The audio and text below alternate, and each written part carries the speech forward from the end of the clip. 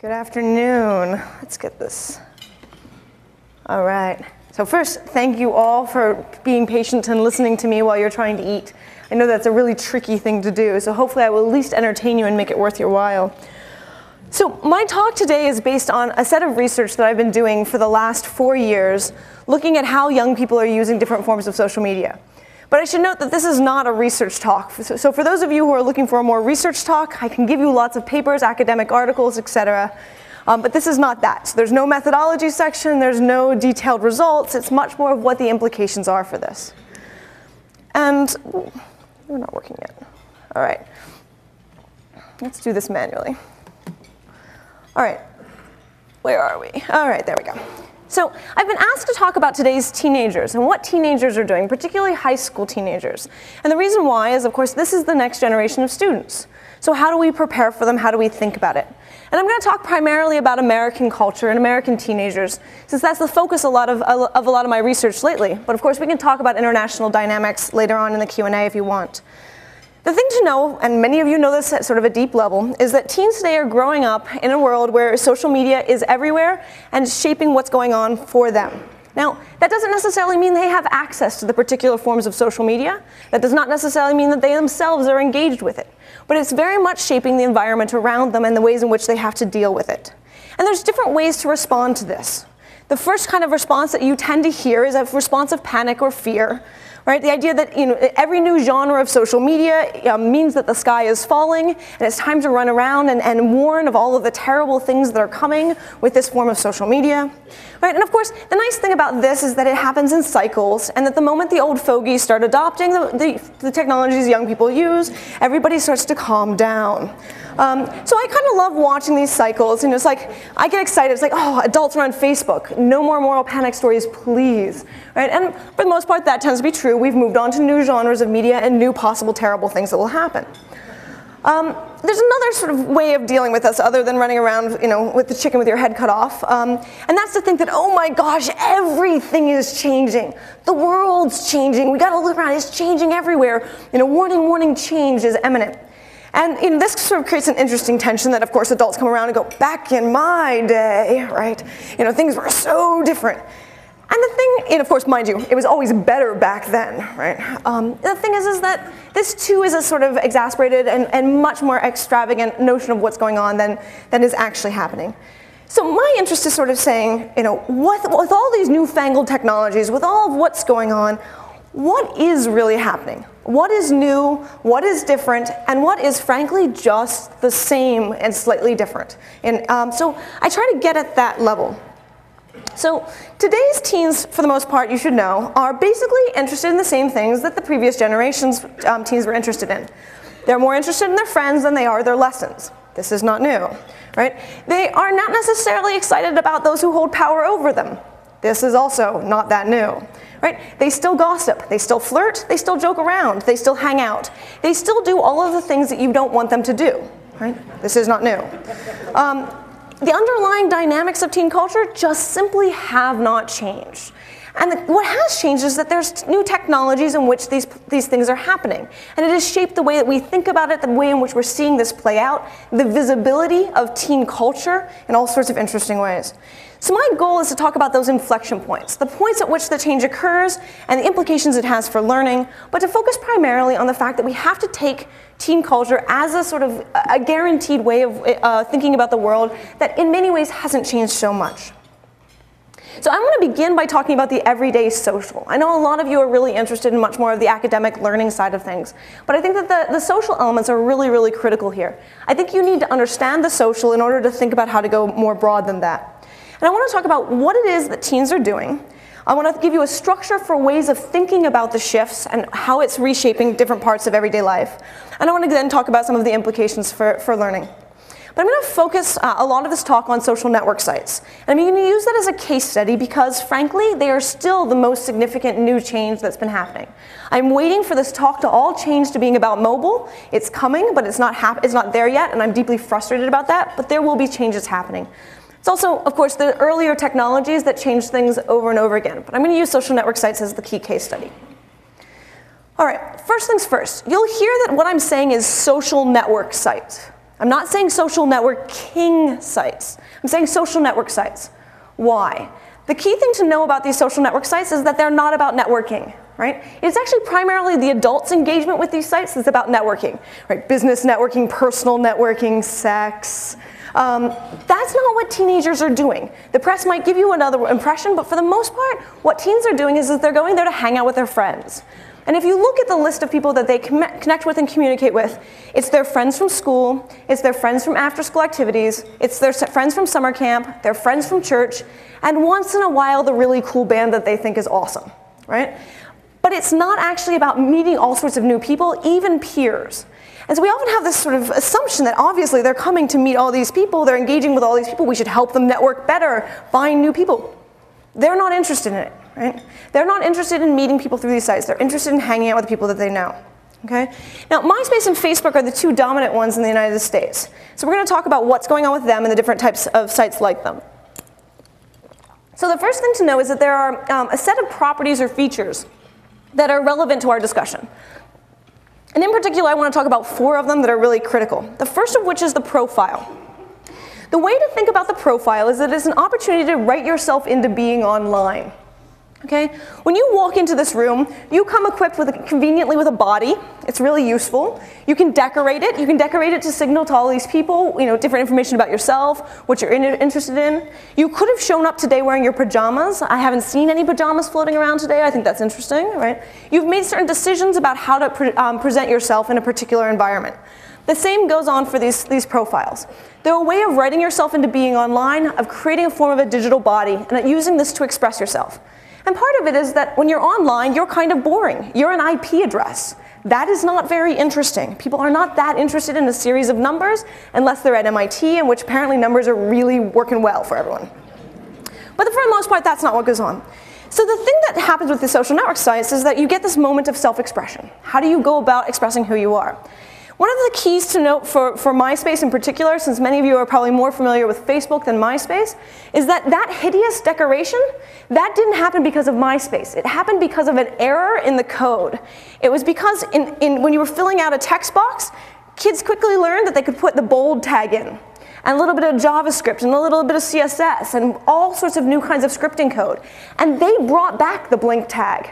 Right, they brought it back in full force by putting the information in the forms because they wanted the opportunity for self-expression. MySpace didn't support it, but they actually did something good. They didn't stop it. And that's a really interesting difference. MySpace has a lot more of the creative self-expression components of it than Facebook, although Facebook is doing a pretty good job of catching up and returning equally gaudy pages to us. They just happen to be white. The thing to know also about a social network site profile is that there's information that you're required to give to the system, and there's information that you want to display to your friends. And they don't necessarily align in convenient ways. I can guarantee you that she is not 95 years old, and she is not from Christmas Island, nor does she or any single one of her friends actually think so. Right? They just don't want the system to know who they are. And I think that's a really interesting question of when and where do people put inaccurate information and for what purposes. Okay, so one of the ways to frame this in something that you're familiar with is that this is a lot like bedroom culture. This is a lot like creating these intricate ways of expressing yourself on your walls at home. This is similar to decorating your lockers back in school before it was a fire hazard to do so. And it's a way of saying who you are and expressing it to the people around you. And it includes a lot of the similar kinds of collage culture, a lot of the, let me put up a picture of a celebrity because I think they're really great. But again, for all of the media attention given to the terrible, terrible things that are going on, I found it very interesting that the number one hero across all of MySpace was Jesus, right? There's a lot of religious self-expression that goes on here. So we hear one side of it, but there's a lot more going on here. All right, second key feature. This is the list of friends, right? And of course, the term friends is hugely problematic. We have all sorts of complaints. You can't possibly have 9,000 friends, et cetera, et cetera. Well, the publicly articulated list of friends is not necessarily the same as your closest and dearest. There are all sorts of different reasons as to why you will connect with people. You will connect with people because you actually like them, because you share a community with them, you go to school with them, because it's rude to say no, right? Which is a really good and interesting and common reason, except when it's your parents where it's perfectly acceptable to say no. But you have all of these motivations and incentives for listing friends. What friends turn into is your intended and expected audience within the space. Okay? So when you look at somebody's profile, look at who their list of friends are. And interestingly, on all of these sites, you can see the friends in one way or another. Those friends are who they think they're speaking to. And you know what? If those friends are all people of the same age, you as an adult are probably not wanted there. Right? When it's mixed age, you've got a different dynamic going on. So that's important to realize. The other thing is that there's 3 really clear clusters of friending practices. People who have 30, 40, 50 friends, these are people who are connecting with the people that they talk to regularly. They're sort of closer friends. The next who have a couple of hundred, these are the people that are connecting with everybody that's at their school, everybody they know and have a sort of affiliation with. Then there are the collectors that are in the 9,000s, et cetera, et cetera. Interestingly, most teens are not collectors. It's politicians and adults who collect. I'm not quite sure, we want to sort of mesh the two together and what that sort of means. Now, of course, friending is really political and really, really awkward. And so this is, a quote, and I'll read it for the people in the center of the room who can't see it, at least the key point, right? That, as a kid, you used to use your birthday party guest list to leverage in the playground. If you let me play, I'll invite you to my birthday party.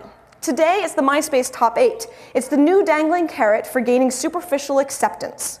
Taking someone off of your 8 is a new passive-aggressive power play when someone pisses you off.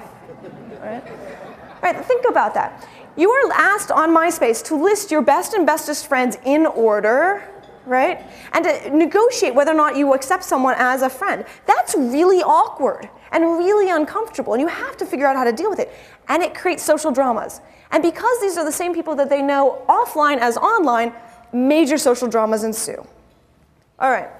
Next section, we have comments, all right, also known as the wall, also known as testimonials on previous sites.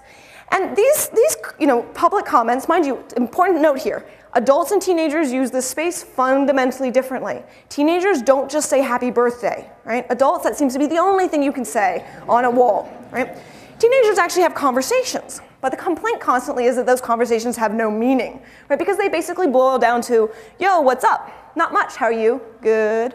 What you doing? Nothing. Back and forth all day long. Right? And you can start going, how can this be communication?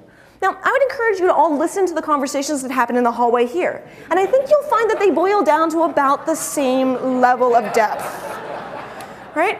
And what that is that's a form of social grooming. I like you. I like you too. We're friends. Yes, we're friends. And on it goes. Right? Now, the assumption is, why would you put this out there? Part of it is that you want to be seen having friends. I mean, imagine if we went into the hallway and everybody was standing there by themselves, right? That would be really odd. So instead, you go up and start a conversation about how great the weather is today. Isn't this lovely? Right? And it's a way of sort of marking your relations and the social structure. It becomes a really critical behavioral marker. So the thing is, when you look at what young people are doing here, read it in that light. Don't read it as supposed to be deep communication. The thing is that they know private messages are where you have deep conversations. They use this for the public structures. Okay? The next key feature that's really emerged in recent years, and actually since I finished my fieldwork, is what on Facebook is called the newsfeed. It's been mimicked by MySpace. It's also sort of the core of something called microblogging.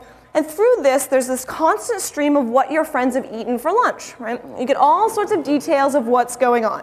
Now, of course, there is a little bit more depth to some of this, because what you see on Facebook may not be the same as what you see on similar sites like Twitter. But I think it's really crucial to see that this is a way of sort of keeping up with the peripheral awareness of all the people around you. Again, if you can't see each other raising each other's eyebrows in sort of a collective space, having this peripheral awareness becomes really significant. Now, I want to note that this practice is akin to Twitter, which many of you are using in unbelievable record form today. Many of you think that this must be what young people are doing. The average age on Twitter is 31. Okay? You are actually more of the average population than the teenagers are. They're not engaged here, and they're not engaging anytime soon. Now, think about that for a moment. Just because you've adopted a new form of social media doesn't mean young people do or ever will. Because one of the weird things in terms of going backwards is it's easy to take something and make it cool with college kids and older people pick it up. But when the old folks pick it up, do the young people want to later on? I don't think so. Right? There's one exception to this. For those who've been obsessing this week over the Ashton Kutcher and CNN battle, it is possible that we can get into younger folks primarily through celebrities. Not because their teachers are using it, but because the celebrities are. right? And so if Shaq keeps, posting details about his sort of weird life, you might start to see younger folks getting there. Already I'm watching 20-somethings kick in that are coming through the celebrities and are engaging with these spaces fundamentally differently. But do note that when the 20-somethings are coming in through the celebrities, they are not using it to post detailed links with hashtags to events that they're collectively a part of. So the behaviors you're having on these sites look a lot different than what goes on with the younger folks. All right, so why are they here? What are they doing with this? How can we make sense of it? Again, for those in the middle, if you're not on MySpace, you don't exist. Like everyone says, get a Facebook, you need to get one. What they're doing here is they're being a part of a social cohort, right? Having friends matters. Being a part of the social world matters. And they feel that deep pressure to be wherever their friends were. This is also not new. I grew up being super pressured to go to the mall, and it was really problematic when mom wouldn't let me, right? The same dynamics happen here, where it's like, this is the cool place to hang out. Now, this doesn't mean that the online is necessarily better than the offline. When I asked people if they could choose between hanging out with their friends offline or online, they were unanimously said they'd much rather hang out offline, right? But the fact is that all too often they weren't allowed to, right? For those in the middle, my mom doesn't let me out of the house very often, so that's pretty much all I do is I sit on MySpace. When I did my fieldwork in 17 different sites in this country. I heard this consistently over and over again. I'm not allowed out of the house. I can't get anywhere. There's no public transit. I don't have any free time. My mom's scared of the outdoor world. I didn't care what the explanation was or why. There was a ton of them. But it boiled down to a lack of mobility. And the thing is that if you can't get with your friends in person, why not get together online? And that's where you see some really different dynamics. Adults' explanations are usually slightly different, which is I don't have time because I'm supposed to be with the family, or I'm supposed to be doing work, but I spend all day on Facebook. Right? So there's sort of a guilt factor to this for adults that young people don't necessarily have. Now, at the end of the day, what these sites boil down to is a public space where people can hang out. A great place to coordinate information, to share all sorts of photos and media. And there's a lot of ways in which you can think about that as a public space. And if you think about what my generation or your generation did when you gather with your friends in public space, there's a lot of parallels here. At the same time, these spaces aren't quite like the public spaces that we are sort of traditionally accustomed to. These networked publics have slightly different features and functions to them. I want to sort of highlight some of the differences and why they matter. The first is persistence. And this is a critical one to think about. What you say sticks around for a long, long time. This is really great when you want asynchronous conversations. This is not as amusing when the things that you wrote when you were 13 on Usenet are still around, right? And so you have to deal with what this means, and we deal with persistence. And what does it mean that you're seeing a group of people growing up where they assume things are persistent, and they're making accommodations for the fact that they're persistent. Next key factor to this is replicability. You can copy and paste things from one place to another. Can you tell the difference between the original and the duplicate? Right? Often the answer is no. Now this is really great because you can actually store a conversation, but it's also the primary form of bullying. Right? I take an AIM conversation that I think is really funny, I broadcast it to MySpace, and we'll ignore the fact that I altered it. Right? We've still made Brian look like an idiot, right, in the process. And so one of the ways in which we negotiate these spaces is to deal with the replicability of it. To deal with the difficulty is as things replicate, you can't necessarily control them. DRM is not the solution to this, right? And the question is, how do you deal with an environment where you assume that things can basically have a whole new form of hearsay, and that hearsay takes on a whole new set of meanings when you're talking online? Next critical feature is scalability. It's a really interesting idea that what you say can be reached by millions of people. The fact is, most of you who've tried barely get an audience of 10, right? Things don't necessarily scale just because they can, much to most politicians' chagrin who are trying to use social media. Now that said, what does scale is often the most embarrassing and heartbreaking and humiliating content ever. I don't think that the kid with a lightsaber who's making a video had any intention of that getting everywhere. Based on the reports that he's still in therapy, I would argue probably not. Right? But that scaled because it was humiliating, and his friends thought it was funny, and then it became humiliating not just to the people who knew him, but the people further and further. Now, I normally think about all of the negative things that scale. I'm actually very proud of the internet this week, because for the first time in a while I saw the scaling of something that was actually heartwarming. For those who didn't see the Brits Got Talent Susan Boyle phenomenon, I definitely recommend looking this up. It's like, oh, you're gonna actually show Simon Cowell look like an idiot while this other woman is actually impressing everybody else. It's a great moment. But usually what scales is not so positive. Next thing is key feature is searchability. My mother would have loved the ability to just sort of scream grep or find into the ether and figure out where I'd run off to with my friends. She couldn't. I'm extremely thankful for this. But the fact is you become searchable now online by all sorts of people. And usually it's the people who hold power over you that like to search for you, right? So it's your parents, it's the law enforcement, it's the college admissions officer who decides that they are just going to rapidly search. And that's an interesting dynamic. What does it mean that we are searchable, and we are searchable out of context at all sorts of moments? How do we contend with this? The next one that's becoming more and more common because of the mobile phone is delocatability, nicely put with parentheses in the academic way, to point out that with mobile phones, with our laptops, we can be anywhere, and this is great. I got a mobile phone so that my mom didn't know that I had not gone back to my dorm room at 11 o'clock at night. This was a sort of way of letting my freedom happen through mobility. But at the same time, my mobile phone now knows everywhere in which I am. And there's all sorts of interesting GPS technologies coming down the line that's really going to mess with this property. And what it means that you are findable, but then there's all sorts of questions about how findable and how do we deal with that and how do we battle this. So this is going to be a much more complicated and future property coming in. So there's also dynamics that fall out of these, right? The first is invisible audiences. And this is something that young people are constantly contending with online. I have this audience out here, you're looking, you're nodding, you're pretending to pay attention to me, right? That's the dynamic we set up here. But there's also a camera back there. I have no idea who's at the other end of that camera. I have no idea who's going to watch this video, in what context, if it's remixed and modified in all sorts of different ways. And how do I adjust for that audience? I can adjust for you because I assume you're interested in a certain set of things. I assume that you at least can understand English. I assume that I say Facebook and you can nod along and know what I mean. But that's all, the assumptions that I make are dependent on the audience in which I'm presenting to. Can I make those same assumptions to the person at the other end of the camera? Can I make the same assumptions to the person at the other end of the camera 10 years from now? Probably not. So how do you actually contend with invisible audiences? How do you make sense of it? Fact of the matter is, most of the time we don't. We play ostrich. We hope it will all go away and everything will be fine. Or we try to convey to other people what we think our audience is. And this is one of the constant tensions within these spaces, and something that young people have to deal with as part of their participation. Next key feature that we have to deal with is collapsed contexts. And collapsed contexts are really challenging because we assume a consistent level of context in our interactions, how we behave.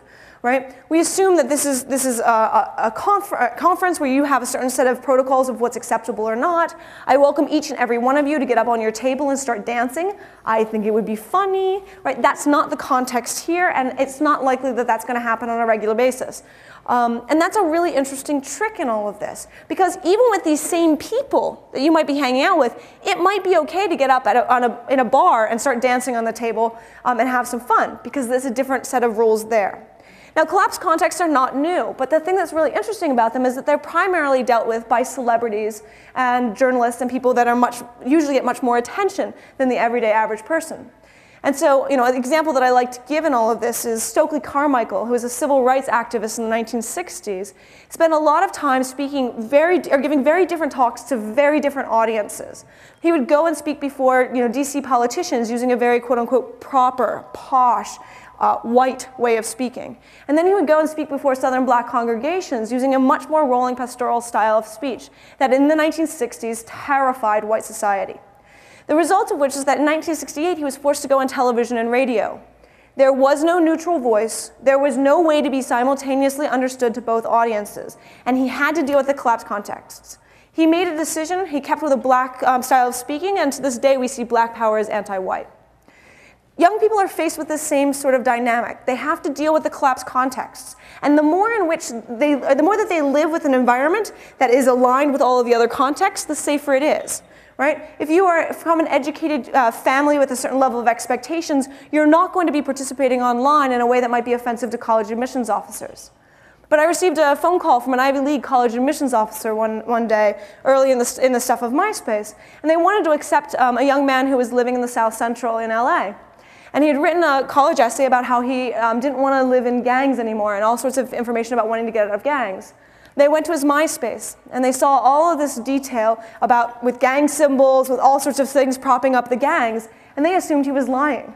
And I was like, he's not lying. He's got to survive every day in that school. Right? And he's going to write all of that gang information because he's got to survive every day there. If he comes to your school, he's going to be far enough away from it that he's going to be a different game. So how do we interpret people's participation online in their context, not necessarily in ours? Next key feature is the fact that public and private are doing all sorts of weird, twisted things right now. Right? It's very much destabilized in current society, and we're not quite sure what those things mean anyhow. Right? And I'm not saying that this is even just a matter of the online versus the offline. And I want to dive deep into this and give you a quote that I think is really interesting. For those in the middle, my mom always used the excuse about the internet being public when she defends herself. It's not like I do anything to be ashamed of, but a girl needs her privacy. Right? This highlights the fact that these terms are not quite working. And when I drilled deep into this and started talking to young people about public and private, I found something consistently interesting. When I asked young people if home was private, the answer was a resounding no.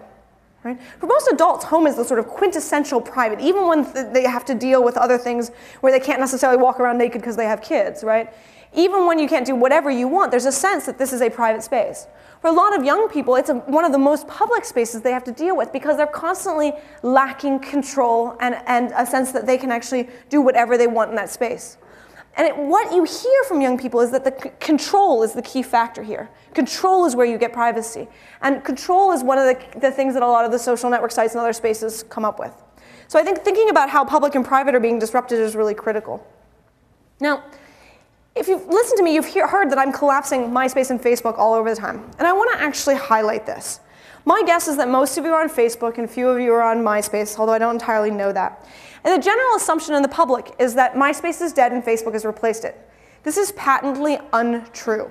Right? But it's a much more complicated picture because when we're talking about youth, we're talking about these sites, there are really interesting and really scary divisions going on between these two sites. And I say scary because we think of the internet as this great equalizer, this place where everybody comes together. And that's not necessarily what's happening. I'm going to give you two different quotes and then we'll sort of dive into it. My school is divided into the honors kids. I think that's self-explanatory. The good, not-so-honors kids, the wangstas, they pretend to be tough and black. When you live in suburban Westchester, you can't claim much hood. The Latinos and Hispanics, they tend to bond together even though they could fit into any other groups. And the emo kids, whose lives are always filled with woe. Well, we were all on MySpace with our own little social networks, but when Facebook opened up its doors to high school, guess who moved and guess who stayed behind? The first two groups were the first to go, and then the wangstas split half of them on Facebook and the rest on MySpace. I shifted with the rest of my school to Facebook, and it became the place where the honors kids got together and discussed how they were procrastinating over the next AP exam. The higher castes of high school moved to Facebook. It was more cultured and less cheesy. The lower class were content to stick to MySpace. Any high school student who has a Facebook will tell you that MySpace users are more likely to be barely educated and obnoxious. Like pizza is more cultured than Starbucks, and jazz is more cultured than bubblegum pop. And like Macs are cooler and more cultured than PCs, Facebook is of a cooler caliber than MySpace. Okay? I want to bring this up because you hear this kind of language constantly as a condescending way of looking at MySpace. One that you hear in the press as well. And you will hear rhetoric when you talk to young people about the aesthetics of these two sites and what those mean. You'll hear young people talk about MySpace as sort of bling and hip and cool. And then you'll hear it talked about it as gaudy and ghetto and gauche. Right? You'll hear Facebook talked about as elegant and minimalist and beautiful. And you'll hear about it as boring and what do you do there and I don't understand it. Right? And that division is really interesting. For those of you in the more education type environment, you'll notice that this division sounds a lot like what we've heard of jocks and burnouts. Right? This is the same sort of divisions that you saw Penny Eckert map out in the 1980s in a beautiful way, where it's not to say that all of the kids were jocks or all of the kids were burnouts, but these two, in a way of segmenting things, actually created an environment within the school. And what I found running around the United States was that in every single school, you would have a division between these two sites. They'd be balanced in different ways, but they would be balanced along class lines. Even when I go into Beverly Hills High, where you can't really argue that many people are properly working class. Right? Now, class is really messy here in the United States, and I can't say that I've figured out a good way of expressing it. But what that division looks like has a lot of the parallels to what we've heard before. So now, why does this matter? Why should I care, right? These are natural segregations. People always separate this way, right? Well, this is tremendously costly, especially for an institution like a college, because when you assume that everybody's on Facebook, you make a lot of assumptions about what their past is like, and you reinforce a lot of automatic divisions within society in engaging people that way. You know, I talked to kids who were saying, you know, when they went to college, they didn't even know how to interact with these people because all of these people were on Facebook, and you know, back when they were in high school, and they were talking to all of their future classmates, and they weren't, and they felt written out from day one. We already have a replication of inequality on college campuses. What does it mean that it's actually playing out in the social media realm as well? And how do we think about it and deal with these dynamics, because they are real every day? And what does it mean as professors that we have opted into Facebook and made that our primary space when a lot of kids are actually on MySpace for all sorts of personal reasons, right?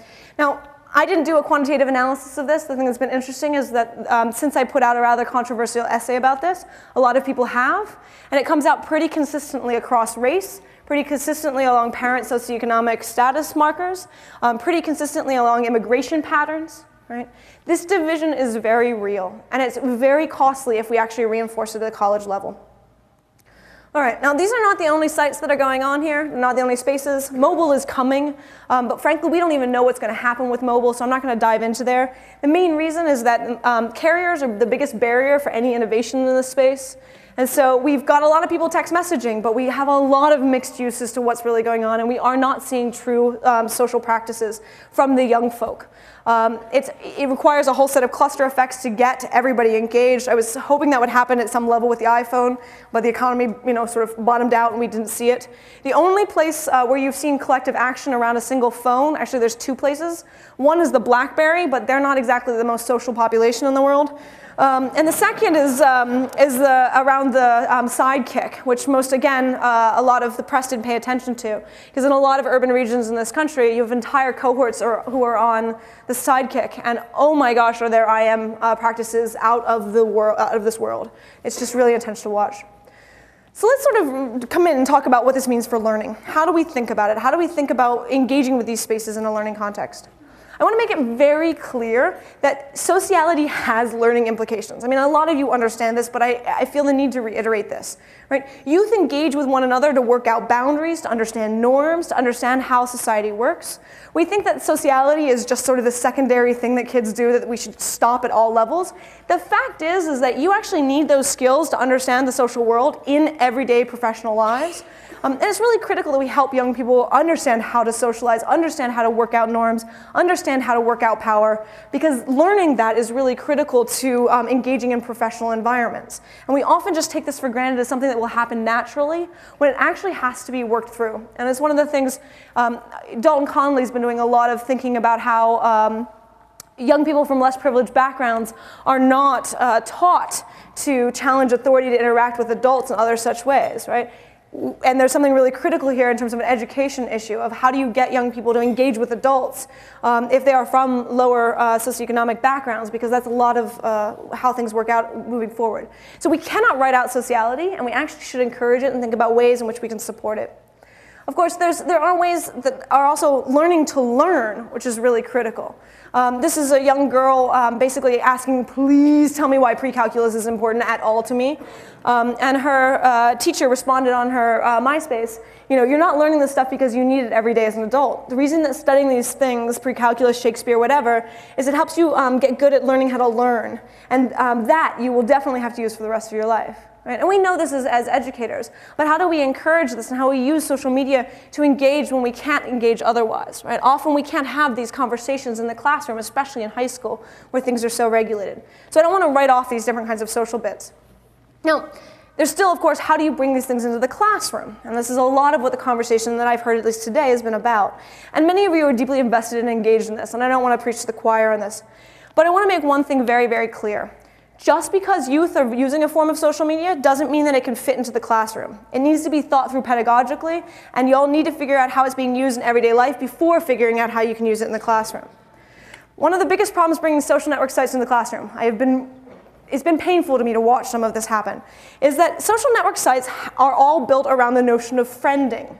Right? They're all built around the notion of this network. And you make a lot of assumptions about who wants to actually friend one another. The fact is that outside of the classroom, not all of your students get along. Not all of your students ever want to talk with one another. So when you bring it into the classroom, you actually highlight and have to deal with those friend dynamics. And the fact that there's bullying going on in your classroom outside of your classroom. That there's all these ways in which that people are struggling with one another in there. And you're bringing it into the classroom, bringing it into the education environment, and forcing them to deal with this while they're never going to bring it up to you. And that's really, really tricky.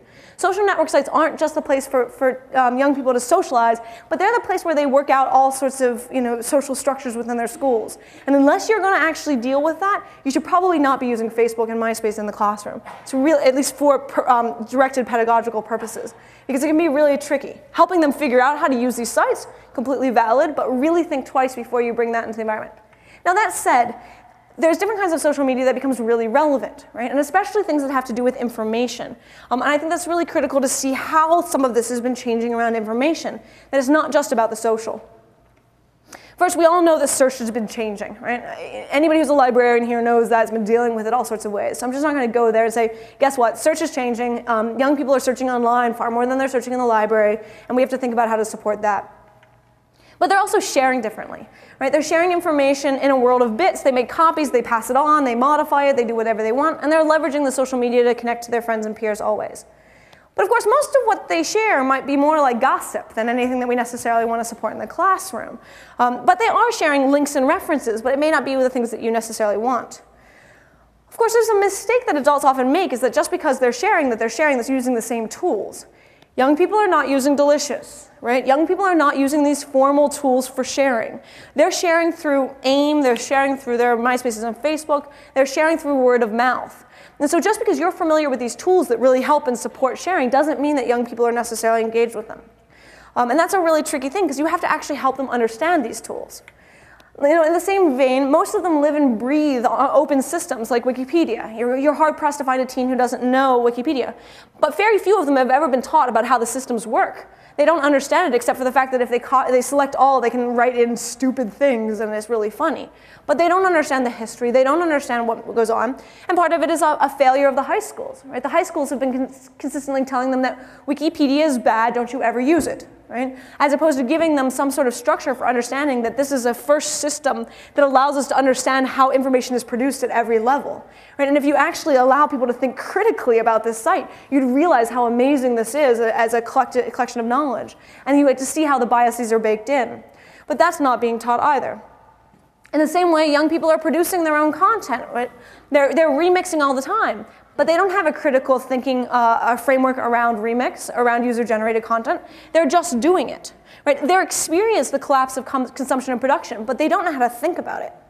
And I say this because most folks think that these digital natives are so much wiser and more intelligent than us adults. And this drives me crazy, right? Because the thing is that aside from the fact that there's all sorts of inequalities going on of access and meaning, all this, they may be using it, but they're not using it the same way adults are using it. They're using it for their own purposes, and they're completely valid purposes, but we project a lot of assumptions onto them, saying that they must be these experts in all of these technologies because they're using them all the time. But the fact is that we have a critical thinking around them that they don't necessarily have. Now, that doesn't mean that our ideas are better, but we have to think about how we provide a certain kind of scaffolding to help young people think about these, right? In a way in which we engage it so that we are the teachers that allow the critical thinking. We are the people that help empower them to do what they're already doing and make sense of it in a broader world, right? And I say this because, before we do, rather than just assuming that young folks pick up technology and that before we do, and therefore they're inherently better, we have to figure out the ways in which we have a much more sophisticated way of thinking about this. And we need to understand what's going on, and we need to do it in a way that we can engage with them directly. And this does not mean reject what they're doing, but it also means don't fetishize it, right? Because what they're doing is not necessarily the bestest thing in the whole wide world. And I think that's where we have an amazing opportunity to engage with young people. Right? We can open up a dialogue, and I think that's one of the most critical things we need to do. We start by talking to youth about what they're doing and why they're doing it. We make sense of what's going on there. We ask them to teach us about the technology. They'll show us a set of uses that are fundamentally different than the ones you will adopt by your own volition. And you start to make sense of that. And then we start to have a conversation where we start to share what it is that we know.